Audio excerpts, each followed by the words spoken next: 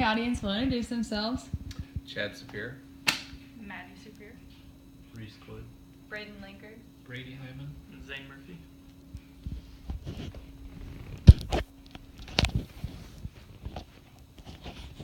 Alrighty, my name's Colby Duval and my speech is titled Just Around the Corner. So I'm going to presume you guys look younger 20s, maybe late 19s, and you look about middle 40s, about 45 years old. With frightening numbers dramatically increasing over the next 30 years, Alzheimer's disease is a topic everyone should be well aware on.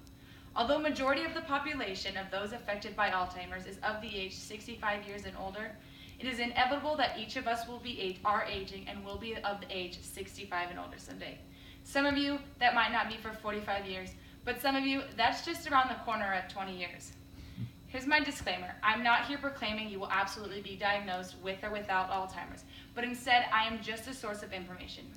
In my speech today, I'm looking to cover the topics of an overview of Alzheimer's, risk factors of Alzheimer's, and research and treatment for Alzheimer's. People who are familiar with Alzheimer's just assume and expect everyone else to know what Alzheimer's is, and many others play it off that they know what Alzheimer's is, when in fact they don't. So let's all get on the same page, and I'll start with an overview of Alzheimer's.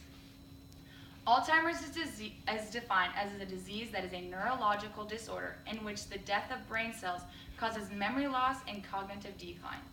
The disease starts mild and gets progressively worse. According to Mayo Clinic's article, Alzheimer's Disease, a brain affected by Alzheimer's may have fewer cells and many fewer connections among surviving cells than a healthy brain. As more and more brain cells die, Alzheimer's leads to significant brain shrinkage. Alzheimer's disease is described as coming in phases or different stages. Early stage symptoms often come on slowly. At first, increasing forgetfulness and mild confusion may be the only symptoms of Alzheimer's disease that you notice. But over time, the disease robs you of more memory, especially recent moments. The rate at which symptoms worsens varies from person to person. As the disease progresses, the symptoms worsen. The memory greatly depreciates and the disease progresses. Often symptoms of memory loss include repeating statements and questions over and over, getting lost in familiar places, routinely misplacing possessions, and eventually forgetting the names of family members. Performing familiar tasks eventually become more difficult for Alzheimer's patients. Mild coordination problems, such as trouble writing or using familiar objects, such as following a recipe or balancing a checkbook, become progressively more difficult in some areas as well. Probably one of the biggest changes for Alzheimer's patients and their loved ones is the change in personality and behavior. These symptoms include depression, mood swings, social withdrawal, loss of inhibition, irritability, aggressiveness, wandering, change in sleeping habits, and delusion. Many important skills are not lost until very late in the disease, though. These include the ability to read, dance, enjoy music, engage in arts and craft. This is because information skills and habits learned early on in the lifestyle aren't lost until later stages in the disease. This is because the disease doesn't affect this area of the brain until later in the phase. Later on in the disease is when you start to lose physical control, and that includes swallowing, balancing, and then bladder control. Now that we're all on the same page on what Alzheimer's is, now let's move on to some risk factors on Alzheimer's. The greatest known risk factor for Alzheimer's is increasing age. Most individuals with Alzheimer's are of the age 65 years and older. According to Medical News Today, there are estimated 5.3 million Americans of all ages with Alzheimer's disease. An estimated 5.1 million are of the age 65 and older, and approximately 200,000 individuals are under the age 65. Unfortunately for you women in the crowd, this next stat is kind of frightening. Of those 5.3 million Americans with Alzheimer's, 2/3 of them are women. Another strong risk factor is family history. Those who have a parent, brother, or sister with Alzheimer's are more likely to develop the disease. The risk increases if you have more than one family member with the disease.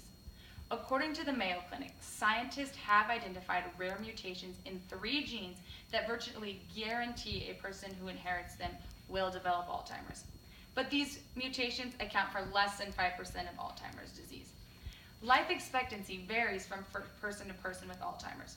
According to Hall from Healthline, the average life expectancy after diagnosis is 8 to 10 years.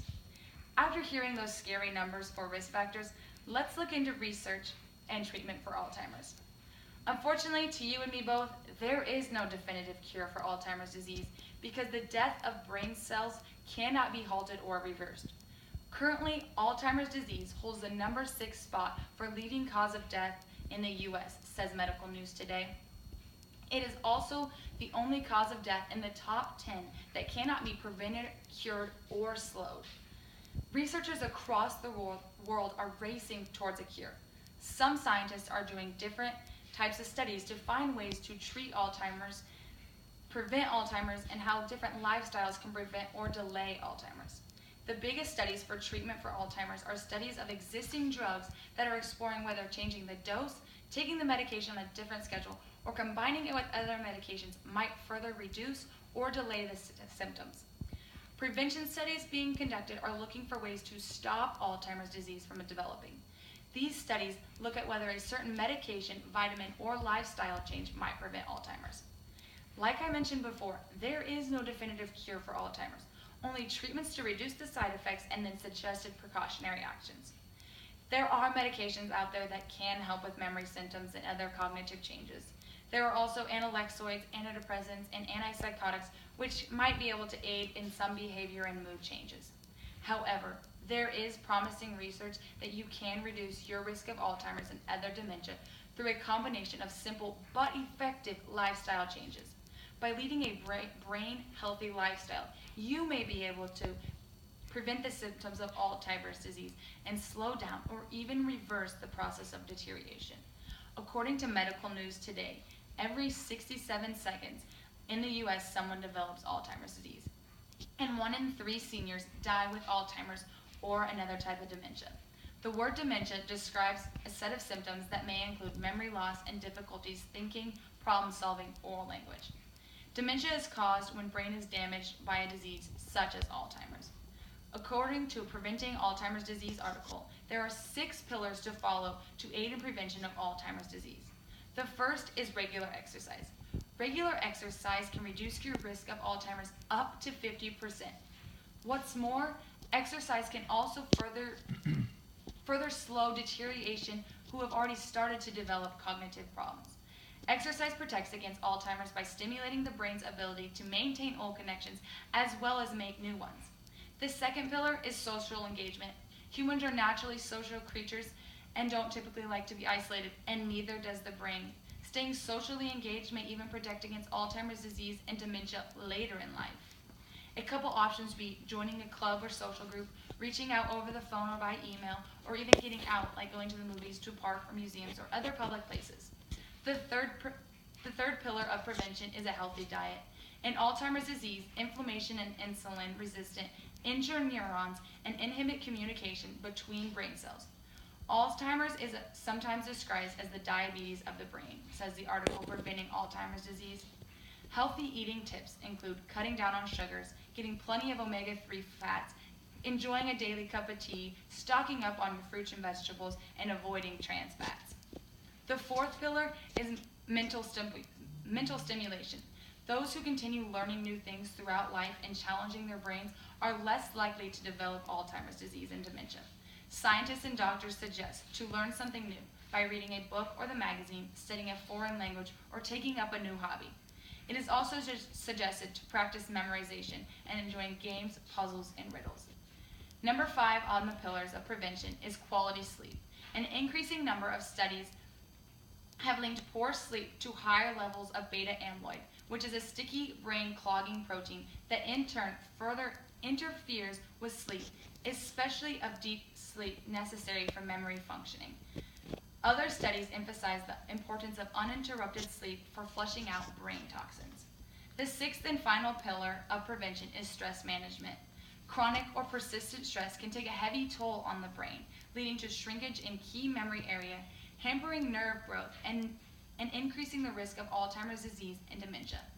Simple tools to manage stress are scheduling daily relaxation activities, nourish inner peace, make fun a priority, and keeping your sense of humor. Hopefully, these simple and easy preventative pillars can ease your mind on the daunting statistics from earlier. In conclusion, there will come a time when each of you in the audience, and myself included, will reach the day when we are at the high-risk age range. Some of us, that will be not for 45 plus years, and others, that's just around the corner at 20 years. Most doctors and physicians will tell you the same information I've shared. Today, I urge you to take matters into your own hand and start taking steps to a positive preventative manner. It's never too late to start saving your health. After all, following these pillars will aid in prevention from other health-related issues as well.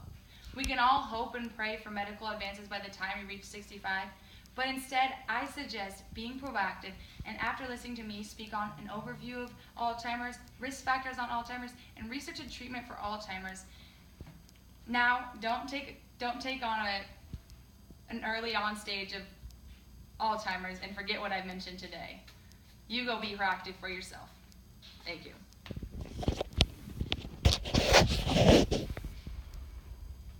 Chad Sopier. Maddie Sapir. Reese Cloyd. Braden Lanker. Brady Hyman. Zanger.